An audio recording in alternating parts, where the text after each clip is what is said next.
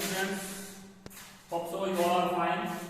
And today I am going to teach you once again subject and predicate.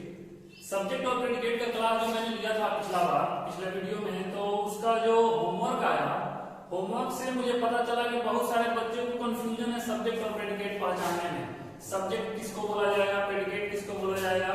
तो इसीलिए मैं एक example के साथ सब्जेक्ट और प्रेडिकेट को फिर से बता रहा हूँ। तुम लोगों को इसको ध्यान से समझना, सब्जेक्ट कैसे पहचाना जाता है, प्रेडिकेट कैसे होता है, किसको बोला जाता है। जैसा कि सब्जेक्ट और प्रेडिकेट में मैंने बताया था कि सब्जेक्ट किसको कहा जाता है। सब्जेक्ट और प्रेडिकेट के वीडियो में सब्जेक्ट किसी सेंटेंस में किसे कहा जाता है, तो उसमें मैंने बताया था कि सेंटेंस में जिसके बारे में कुछ कहा जाए वो हमारा सब्जेक्ट होता है, और सब्जेक्ट के बारे में जो कुछ कहा जाए वो हमारा प्रेडिकेट होता है। क्या बताया मैंने? सब्जेक्ट जिसके बारे में कुछ कहा जाए, मीन्स उस सेंटेंस को देख के ये पहचानना होगा कि इस सेंटेंस में किसके बारे में बताया गया है।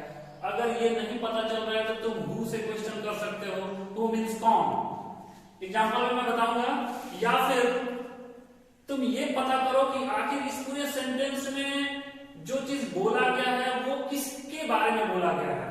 तो कुछ ना कुछ तो तुमको क्लू जरूर मिलेगा, और वही तुम्हारा हो जाएगा सब्जेक्ट। अब रहा बात प्रेडिकेट, तो प्रेडिकेट पहचानने का बहुत आसान तरीका, जब तुम सब्जेक्ट पहचान लोगे तो सब्जेक्ट के बाद उस सेंटेंस में जितने भी वर्ड्स बचे हुए हैं वो सारे के सारे क्या होंगे, वो प्रेडिकेट हो जाएंगे। या फिर दूसरा तरीका है, अकॉर्डिंग टू उसका डेफिनेशन, ये बोला जाता है कि सब्जेक्ट के बारे में जो कुछ भी बताया गया हो वो हमारा प्रेडिकेट होता है।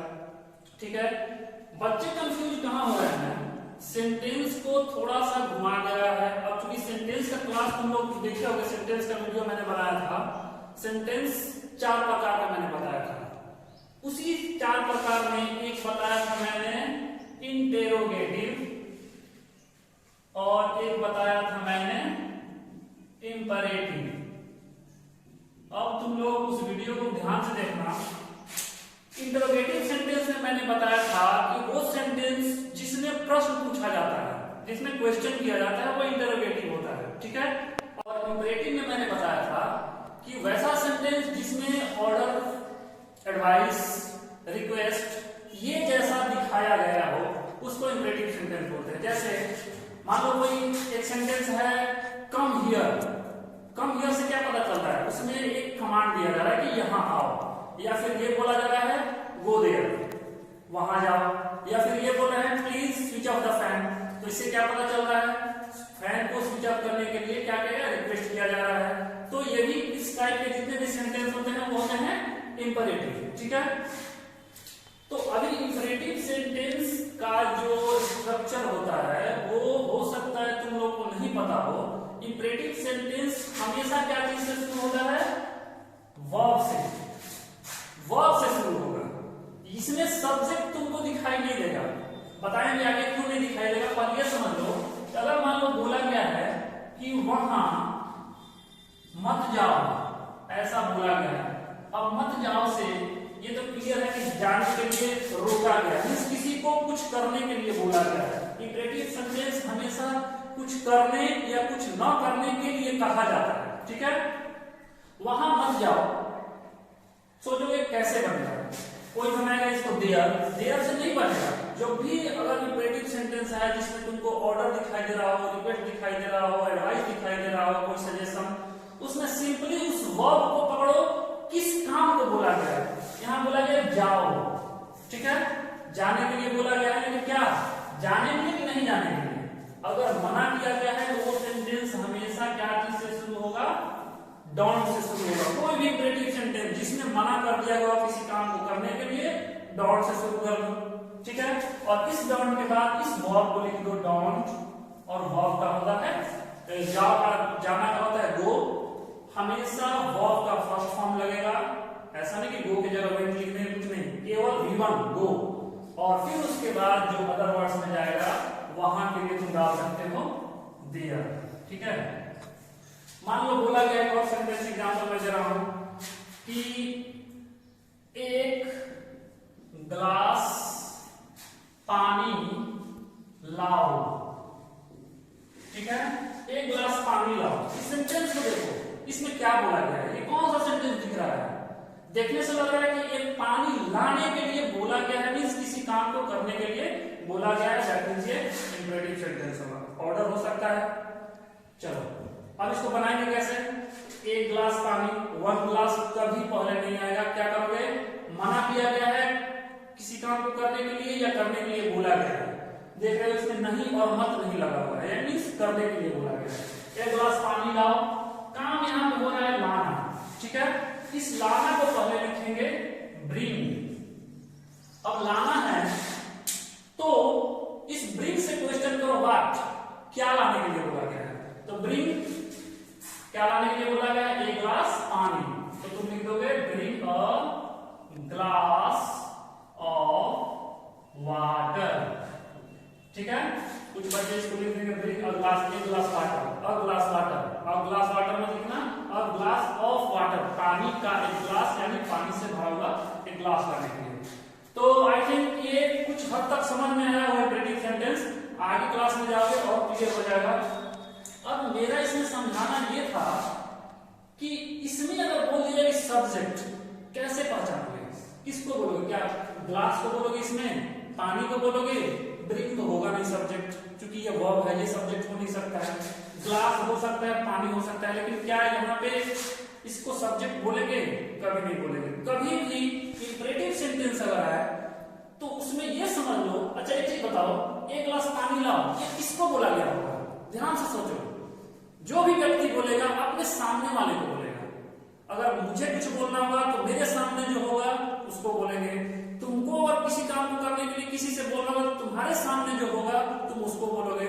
मीन्स इंपरेटिव सेंटेंस में सब्जेक्ट दिखाई नहीं देता है, वो हमेशा क्या होता है? सेकंड पर्सन, यानी यू। क्लियर? यू इसमें दिखाई नहीं देगा, मीन्स इसको इसलिए बोला जाता है कि इसमें दिखाई नहीं देता है क्योंकि कभी भी कोई व्यक्ति बोलेगा तो अपने सामने वाले से ही बोलेगा, और सामने वाला व्यक्ति हमेशा सेकंड पर्सन होता है, और सेकंड पर्सन में कौन आता है? यू आता है। आगे क्लास में ये और क्लियर हो जाएगा। फिलहाल थोड़ा सा एग्जाम्पल पे देखते हैं हम लोग। सब्जेक्ट प्रेडिकेट, सब्जेक्ट समझ गए, प्रेडिकेट समझ गए, सब्जेक्ट पहचान लो, बाकी का rest of the word total का टोटल प्रेडिकेट हो जाएगा। देखते हैं इस सेंटेंस में कैसे। The farmer is sowing the seeds, farmer is sowing, sowing means क्या होता है? बीज को, सोइंग मीन्स होता है फेंकना या बोना, ठीक है, बीज को बो रहा है। तो अब बताओ इसमें किसके बारे में बताया गया है? सिंपल सा बात है, फार्मर के बारे में। अगर नहीं समझ में आ रहा है तो तुम क्वेश्चन कर लो, हु मीन्स कौन। अब क्वेश्चन करोगे वर्ब से, सोइंग मीन्स बीज बोना या बीज को डालना, ऐसे करके हु इज सोइंग, कौन कर रहा है? सीधा सा आंसर आएगा फार्मर, ये तुम्हारा हो जाएगा सब्जेक्ट। और जब ये सब्जेक्ट हो गया तो बाकी का रेस्ट ऑफ द वर्ड्स ये क्या हो जाएगा? हमारे प्रेडिकेट हो जाएंगे। प्रेडिकेट में वर्ब होना बहुत ही जरूरी है, चाहे वो एक्सिलरी वर्ब हो, चाहे वो कोई एक्शन वर्ब हो, ठीक है। नेक्स्ट सेंटेंस देखते हैं, ब्रश योर टीथ। यही सेंटेंस देखो, ब्रश योर टीथ, इसका मतलब क्या हुआ? ब्रश मींस क्या होता है? साफ करना, ब्रश करना। योर टीथ, अपने दांत, अपने दांत को साफ करो। कौन सा सेंटेंस दिखाई दे रहा है? देखने से लग रहा है इंपरेटिव सेंटेंस, किसी को ऑर्डर दिया गया है या किसी को एडवाइस दिया गया है कि अपना दांत साफ करो। अब अपना दांत साफ करो तो कौन करेगा दांत साफ? इसमें कुछ पता चल रहा है? नहीं चल रहा है। इंपरेटिव सेंटेंस अगर पता चला और कोई सब्जेक्ट नहीं पहचान में आ रहा है, सिंपल सा तुम बोल दो कि यहां से यहां तक का ये क्या हो गया? पोर्शन प्रेडिकेट हो गया। और तुम्हारा सब्जेक्ट कोई पूछेगा तो तुम सब्जेक्ट में डाल देना, अपने से डाल देना यू, क्योंकि इसमें यू दिखाई नहीं देता है, वो उसके अंदर छिपा होता है। बाय द वे कभी दिखाई भी दे दे तो यहां पे तुमको यू लिख भी देगा तो वहां पे कॉमा देगा, you brush your teeth, you brush your teeth, तुम अपना दांत साफ करो। इस कॉमा का बहुत ही ज्यादा वैल्यू है यहाँ पे। अब ये अगर इस कॉमे को तुम हटा दे रहे हो तो फिर यहाँ पे ये आगे पता चलेगा तुम लोगों को। फिलहाल अगर कोई इंपेरेटिव सेंटेंस तुम लोग के सामने, तुम लोग की क्लास के लेवल के लायक आ रखा है, तो तुमको क्या करना है, उस सेंटेंस का सब्जेक्ट क्या डाल देना है, यू डाल देना है। ठीक है, अब आगे आओ। ये sentence, who gave you this book, ये कौन सा सेंटेंस दिख रहा है? सबसे पहला तो इंटरोगेशन मार्क दिख रहा है, इंटरोगेटिव सेंटेंस हो गया। वैसे भी WH वर्ड दिख रहा है, उससे भी पता चल जा रहा है कि हाँ ये इंटरोगेटिव सेंटेंस है, प्रश्न पूछा गया है। Who gave you this book, कौन दिया, यू तुम्हें, दिस बुक इस किताब को तुम्हें किसने दिया, कौन दिया? अब बताओ इसमें किसके बारे में बताया गया है? तुम्हें पता है क्या कि इस किताब को किसने दिया था? नहीं पता है। तुम टेंशन में आ जाओगे कि हम इसको यू को डाल दे रहे हैं सब्जेक्ट ये नहीं है, देने का काम किसने किया? ये जो गिव वर्ड है, इस वर्ड को, इस काम को किसने किया? ये इस सेंटेंस में भी नहीं पता है, तुमको नहीं पता है, तभी तो तुम बोल रहे हो कि यू। अगर यहाँ पे कोई, अगर मुझे पता होता कि राम ने तुम्हें किताब को दिया, तो यहाँ पे क्लियर होता Ram gave you this book, Ram ने दिया। लेकिन जब सब्जेक्ट नहीं पता है, तो उसी सब्जेक्ट को पता करने के लिए ये वर्ड क्या लगता है, हु लगता है। अब यहाँ पे सब्जेक्ट तुमको चुनना हो तो तुम क्या चुनोगे? यहाँ पे सब्जेक्ट तुम्हारा हो जाएगा हु हो जाएगा तुम्हारा सब्जेक्ट, और गेव यू दिस बुक ये तुम्हारा हो जाएगा प्रेडिकेट। ठीक है, केवल हु वाले में ये मत समझ लेना कि WH वाले जितने भी वर्ड्स आएंगे उसमें सारे के सारे WH वर्ड ही सब्जेक्ट होंगे, ऐसा बिल्कुल नहीं है। केवल हु अगर आए, हु के बाद अगर कोई वर्ब आए, यानी उस क्रिया को करने वाला व्यक्ति नहीं पता चल रहा है, तो ही केवल हु सब्जेक्ट होगा। अदरवाइज एक दूसरा एग्जांपल मैं दे रहा हूं, इसको ध्यान से देखो। अगर मान लो है when do you wake up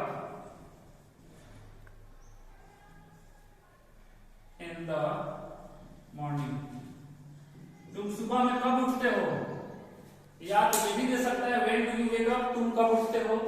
अगर सुबह में दे भी दिया तो सुबह में टाइमिंग यानी कि बोले कितने बजे। ठीक है, when do you wake up in the morning, या at what time do you wake up in the morning, ये भी दे सकता है। तो यहाँ पे WH वर्ड, इसमें सब्जेक्ट बताओ किसको बोलेंगे, किसके बारे में बताया गया है? उठने का काम बताया गया है। ये उठने का काम कौन कर रहा है? सिंपल सा बात है, कौन उठता है? क्वेश्चन करो, आंसर आएगा यू। ये तुम्हारा हुआ सब्जेक्ट, और सब्जेक्ट के बाद तुम सोचोगे कि यहां से यहां तक हम बता दें कि प्रेडिकेट है, तो फिर ये कहां गया? सब्जेक्ट अगर एक तुम पकड़ लोगे तो उसके बाद बचे हुए सारे के सारे को क्या बोलोगे तुम? प्रेडिकेट बोलोगे। मींस जब यू को लिख दोगे सब्जेक्ट वाले पार्ट में, तो when do wake up in the morning कहां डालोगे? प्रेडिकेट वाले पार्ट में डालोगे। ठीक है, आगे देखते हैं। Kunal and his father went to zoo, गए जू में, कौन गया? कुणाल गया, उसके फादर गए।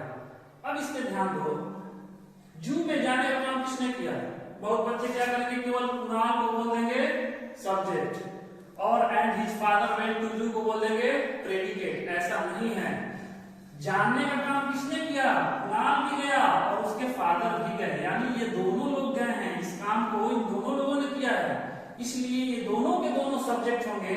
और इसके बाद वेंट टू जू जो होगा वो तुम्हारा हो जाएगा प्रेडिकेट। इसलिए सब्जेक्ट को रखने से पहले देख लेना कि वो अकेला व्यक्ति है या उसके साथ एंड के साथ कोई और भी जुड़ा हुआ है। अगर एंड के साथ कोई जुड़ा हुआ होगा तो वो भी उसी सब्जेक्ट में ही आएगा। ठीक है, फादर वेंट टू जू। Next example, were the boys flying kites in the school. फिर वही चीज जो मैंने यहाँ पे समझाया था, were the boys flying kites in the school. Interrogation marks है, यानी इंट्रोगेटिव सेंटेंस, एक दूसरी बार पहले दिख रहा है इंट्रोगेटिव सेंटेंस, WH वर्ड इसमें नहीं दिख रहा है, लेकिन इतना दिख रहा है कि जो एक जुड़ी वर्ब वाज वर्ब इधर लगना चाहिए था वो पहले लगा हुआ है। कुछ बच्चे क्या किए हैं, इस वर्ब को बोल दिए हैं। देखो बच्चों को लगता है कि सेंटेंस का पहला पार्ट को सब्जेक्ट बना दो, बाकी सबको प्रेडिकेट बना दो। ऐसा नहीं होता है, सब्जेक्ट तुम्हारा सेंटेंस में कहीं भी हो सकता है, तुमको उस सब्जेक्ट को पहचानना होगा और उसको चुन के लिखना होगा, और बाकी का रेस्ट ऑफ थिंग्स जो है उसको तुम बोल दोगे प्रेडिकेट। यहाँ पे ये वर्ड है द बॉयज फ्लाइंग, उड़ा रहा है पतंग, पतंग उड़ा रहे हैं। कौन उड़ा रहा है? हु से क्वेश्चन करो, पतंग कौन उड़ा रहा है? आंसर तुम्हारा आएगा बॉयज, लड़के, द बॉयज ये उड़ा रहे हैं पतंग को। तो तुम्हारा सब्जेक्ट क्या हो जाएगा? द बॉयज होगा, ना कि तुम्हारा वर्ब होगा। ठीक है, तो द बॉयज को तुम सब्जेक्ट बोलोगे, तो सब्जेक्ट बोलने के बाद flying kites in the school को केवल प्रेडिकेट मत बोलो, क्योंकि ये वर्ब जो यहाँ रहने वाला था इंट्रोगेटिव सेंटेंस के वजह से ये यहाँ पे आया है, तो इसको भी तुमको साथ में रखना होगा प्रेडिकेट में। समझ में आया? ये तुम्हारा हो गया सब्जेक्ट, और verb flying kites in the school हो जाएगा तुम्हारा प्रेडिकेट। थोड़ा सा एक और चीज अगर समझ में आ जाए तो ठीक है, प्रेडिकेट वाले पोर्शन में वर्ब के बाद ही प्रेडिकेट बचते हैं, वर्ब को जरूर पकड़ना। जैसे अगर इसमें द बॉयज को हम सब्जेक्ट बना रहे हैं, तो ये फ्लाइंग जो है ये वर्ब फ्लाइंग है एक साथ। इस वाले में Kunal and his father went है, यानी वेंट के पहले कौन कौन गए हैं, यानी हिज फादर तक ये टोटल का टोटल। यहाँ वेंट ज्यादातर प्रेडिकेट तुम्हारा ऑक्सिलरी वर्ब या वर्ब के बाद से सारे क्या होते हैं? प्रेडिकेट होते हैं। वो भी हर हाल में नहीं, लेकिन 80% 85% सेंटेंस होंगे। आगे, a large number of people attended the meeting। अब इसमें तुम सोचोगे कि किसको बोले? अब ये कोई बच्चा लार्ज नंबर डाल रहा है, ये लार्ज नंबर क्या है? ये तो संख्या बता रहा है, बड़ी संख्या में a large नंबर। ये कोई व्यक्ति है क्या? ये कोई सब्जेक्ट है? नहीं है। Of people attended the meeting, meeting को अटेंड किया। क्वेश्चन करो, किसने अटेंड किया? किसने किया था अटेंड? आंसर आ रहा है पीपल ने, लोगों ने। अब लोगों ने अटेंड किया, वो लोग कितने थे? अ लार्ज नंबर ऑफ, यानी यहां से लेके यहां तक तुम्हारा सब्जेक्ट हुआ अटेंड करने का काम। और दूसरा चीज अभी जस्ट मैंने बताया, वर्ब तुम्हारा यहां से शुरू हो रहा है। अटेंड मींस होता है सम्मिलित होना। अटेंड किया, तो अटेंड के बाद से ये सारा का सारा तुम्हारा क्या बना? प्रेडिकेट बन गया। ठीक है, इन सभी 6 सेंटेंस को देखने के बाद हमको लग रहा है कि कुछ क्लियर हुआ होगा।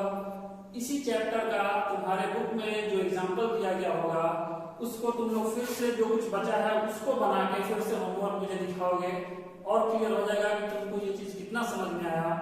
और एक चीज उसमें और एक होमवर्क दिया गया है, सब्जेक्ट दे दिया है और प्रेडिकेट डालने के लिए बोला है।